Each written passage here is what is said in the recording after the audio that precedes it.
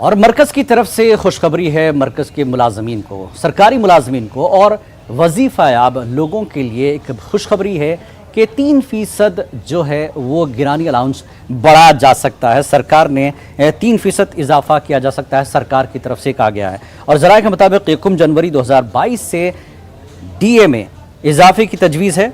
ज़राए के मुताबिक वज़ीर आज़म मोदी की सरबराही में आज होने वाली मरकज़ी काबीना की मीटिंग में डीए के फैसले पर मुहर लगाई जा सकती है। अगर आज काबीना में इस फैसले पर फैसला लिया जाता है तो तकरीबन 48 लाख मरकज़ के मुलाजमीन और तकरीबन 68 लाख वजीफ़ायाब मुलाजमीन को इसका फ़ायदा मिलेगा।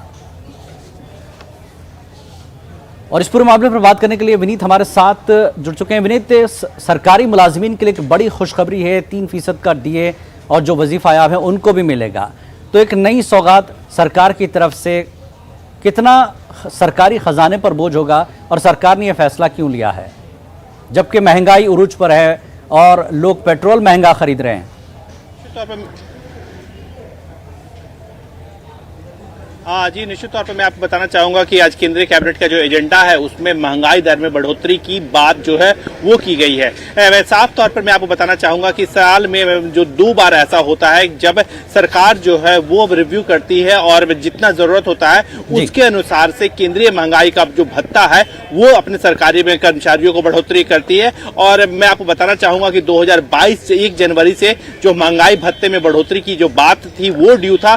सरकारी कर्मचारियों और सरकारी में अधिकारियों की ओर से लगातार यह मांग की जा रही थी कि उन्हें जो महंगाई भत्ता जो है वो, क्योंकि जो सरकारी कर्मचारी हैं वो अपने महंगाई भत्ता को एक्सपेक्ट कर रहे थे और इसी कड़ी में आज कैबिनेट में यह फैसला लिया जा सकता है। और जो हमारे सूत्र हमें बता रहे हैं कि लगभग 3% महंगाई भत्ते में बढ़ोतरी हो सकती है। तो साफ तौर पर जो ये सौगात है वो केंद्रीय कर्मचारियों को दिया जाएगा। एक बात जो है वो लगातार यहाँ पर सामने आना चाहिए। केंद्रीय कर्मचारियों की ओर से जब भी हम यह बात में करते हैं, केंद्रीय कर्मचारी संगठन की ओर से साफ तौर पे कहा जाता है, सरकार की ओर से भी साफ तौर पे कहा जा सकता है कि जिस तरह से महंगाई बढ़ रही है और केंद्रीय कर्मचारी को उसी अनुसार, उसी अनुपात में उनकी सैलरी और या जो या हम कह सके भत्ते में बढ़ोतरी की जाए, इसीलिए यह फैसला जो है वो सरकार आज लेगी। आज जो हमें जानकारी मिल रही है कि जब मोदी कैबिनेट में बैठेगी और इस पर जो है कि महंगाई भत्ते पर अपनी मुहर जो है वो मोदी कैबिनेट लगा सकती है। तो निश्चित तौर पर जो केंद्रीय कर्मचारी हैं